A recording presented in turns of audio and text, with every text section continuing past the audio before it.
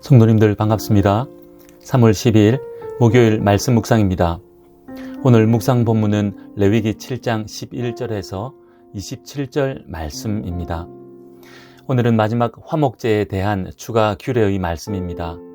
특별히 화목 제물은 제사자가 나누어 먹을 수 있었는데 화목 제물을 먹는 사람들이 지켜야 하는 규례를 말씀하고 있습니다. 오늘 묵상 본문을 살펴봅시다. 화목제는 이름대로 하나님께 감사할 제목이 있거나 서원한 것이 응답받았거나 그냥 자원하여 드릴 수 있는 제사입니다. 그래서 화목제물은 바친 사람이 회막 밖으로 갖고 나가서 가족들과 함께 먹을 수 있었습니다. 이런 기준을 보면 다른 제사보다 규례가 덜 엄격한 것 같지만 화목제물을 먹음에 있어서도 분명한 기준이 있음을 오늘 본문을 통해 알게 됩니다. 본문 12절, 13절 말씀은 감사의 목적으로 화목제를 드릴 때 곡물과 함께 드리라고 말씀합니다. 즉 감사의 화목제를 드릴 때 화목제물과 함께 곡물을 예물로 드리라는 규례입니다. 서원의 화목제나 자원의 화목제에는 곡물을 예물로 함께 드리지 않았고 오직 감사의 화목제만 곡물을 예물로 함께 드린 것 같습니다. 그리고 곡물을 예물로 드릴 때 누룩이 들어간 유교병도 드릴 수 있었습니다. 다른 제사에서는 엄격하게 금지한 유교병을 화목제에서는 사용할 수 있는 것으로 보아 화목제의 풍성함을 알게 됩니다. 그리고 이렇게 드려진 곡물의 예물은 거제로 하나님께 드리라고 말씀합니다. 본문 14절 말씀입니다. 그 전체의 예물 중에서 하나씩 여호와께 거제로 드리고 그것을 화목제의 피를 뿌린 제사장들에게로 돌릴지니라. 거제라는 제사 방식은 예물을 들어 올렸다 내려놓는 방식으로 드리는 제사법입니다. 여기서 잠깐 제사의 종류와 제사 방법의 종류에 대해 그림을 보면서 잠깐 설명하겠습니다. 레위기를 통해 지금껏 배우고 있는 번제, 소제, 화목제, 속죄제, 속건제는 이스라엘의 5대 제사이고 이러한 제사를 드리는 방식에 따라 화제, 거제, 전제, 요제로 구분할 수 있습니다. 화제는 제물을 불사르는 방식으로 드리는 제사법입니다. 5대 제사 모두에서 사용되는 제사 방식이라고 할 수 있습니다. 거제는 제물을 높이 들어 올렸다가 내리는 방식입니다. 오늘 본문에서 화목제를 드릴 때 곡식의 예물을 거제로 드리라고 말씀하고 있습니다. 전제는 포도주와 기름, 피와 같은 제물을 부어 드리는 방식입니다. 예를 들어 소제 제물에 기름을 부어 드립니다. 그리고 마지막으로 요제는 제물을 높이 든 후 흔드는 방식입니다. 예를 들어 화목 제물 중에 짐승의 가슴 부분을 요제로 드렸습니다. 제사장 위임식 때 순양의 가슴과 넓적다리 부분을 요제로 드렸습니다. 이제 다시 본문으로 돌아와서 화목제의 곡식 예물을 높이 들어 올린 후 내리는 거제 방식으로 드리라고 말씀합니다. 그리고 그 예물을 제사장들의 몫으로 돌리라고 말씀하고 있습니다. 이제 본문 15절부터 21절까지는 이렇게 화목제를 드린 사람이 이웃과 함께 화목제 제물을 먹는 기준에 대해 말씀합니다. 15절에서는 감사의 화목제 제물은 그날 먹으라고 말씀합니다. 다음 날까지 남겨두어서는 안 됩니다.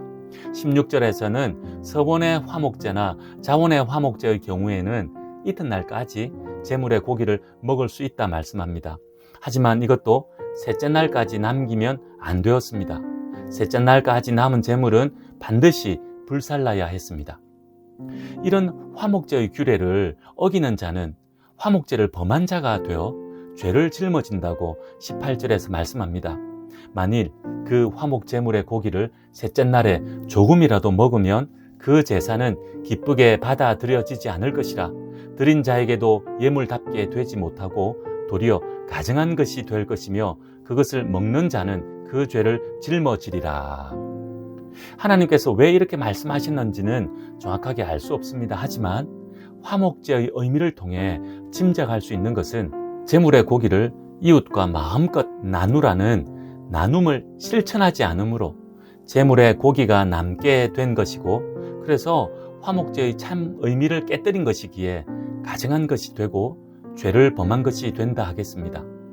화목제는 제물의 고기를 이웃과 함께, 그리고 주변의 가난한 자들까지도 모두 불러 함께 마음껏 나누고 기뻐해야 하는 기쁨의 제사였던 것입니다. 이어서 본문 19절에서 21절 말씀은 이렇게 화목제 제물의 고기는 부정한 자는 먹을 수 없다고 말씀합니다. 19절은 화목제 제물의 고기가 부정한 것에 접촉되면 아무도 먹지 말고 불사르라고 명합니다. 20절, 21절은 부정한 자가 화목제 제물의 고기를 먹으면 백성 중에서 끊어질 것이라고 경고합니다. 끊어진다는 것은 죽는 것과 같은 의미입니다. 하지만 구체적으로는 공동체로부터 추방된다는 의미가 강한 표현입니다. 물론 구약시대에 공동체에서 추방되는 것은 죽는 것과 마찬가지였습니다. 화목제가 기쁨과 감사함으로 자원하여 마음껏 드릴 수 있는 제사이지만, 그렇다고 아무렇게나 드릴 수 있는 제사는 결코 아님을 말씀하고 있습니다. 하나님 앞에서 어떠한 기쁨과 감사라도 정결함과 거룩함을 잃어버려서는 안 된다는 것을 분명하게 말씀하고 있는 것입니다. 마지막으로 본문 22절에서 27절 말씀은 화목제를 포함하여 모든 제사에서 제물의 기름과 피는 먹지 말라고 말씀합니다. 만약 이 규례를 어기면 앞서 경고한 것처럼 백성 중에서 끊어지게 된다고 경고하고 있습니다. 기름은 짐승의 모든 부분이 아니고 하나님께서 정해주신 부분의 기름을 먹지 말라는 것입니다. 그리고 피는 모든 짐승의 피에 해당합니다. 레위기 17장 11절에서는 육체의 생명이 피에 있다고 말씀합니다. 생명의 주인은 하나님이십니다. 그래서 육체의 생명인 피는 어떤 경우에도 먹어서는 안 됩니다. 그리고 기름은 학자들마다 해석이 조금씩 다른데 가장 귀한 것으로 해석하는 학자들도 있고 생명을 움직이게 하는 힘으로 해석하는 학자들도 있습니다. 가장 귀한 것이 기름이다, 그렇게 해석하는 학자들은 가장 귀한 것은 하나님께 드려야 하기에 기름을 먹어서는 안 된다고 이해하기도 하고, 육체의 생명이 피에 있으며 그 생명을 움직이게 하는 힘이 기름에 있기에 기름도 생명과 연결되어 있어서 생명의 주인이신 하나님께 드려야 하는 것으로 이해하기도 합니다. 아무튼 기름과 피를 먹지 말라고 규정하며 이 규례를 어기면 백성 중에서 끊어진다고 경고하고 있습니다. 오늘 본문은 우리에게 무엇을 교훈합니까? 어제 묵상한 것과 비슷하지만 하나님께서 주신 은혜에 감사하며 기뻐할 때도 제멋대로 하는 것이 아니라 하나님이 원하시는 방식으로 해야 한다는 것입니다. 거룩하고 정결하게 말입니다.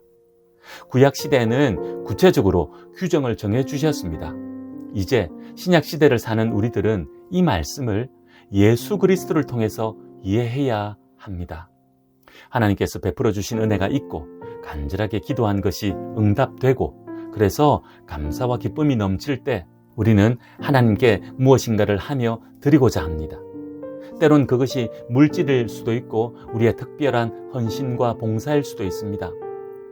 돈을 예로 들어 설명해 본다면, 큰 물질의 복을 받은 사람이 하나님께 감사하여 큰 금액의 헌금을 드리려고 한다 합시다.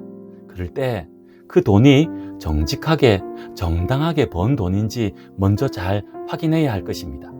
부정한 돈은 하나님께서 기뻐하지 않으시니까 말입니다. 그리고 교회 공동체 상황을 잘 파악하여 지혜롭게 헌금해야 할 것입니다. 대부분의 교회에서는 헌금의 금액을 익명으로 하지만 혹시 실명으로 공개되어 가난한 자들이 실족하는 일이 없어야 할 것입니다. 많은 돈을 헌금했다고 자랑하며 교만하지 않아야 할 것입니다.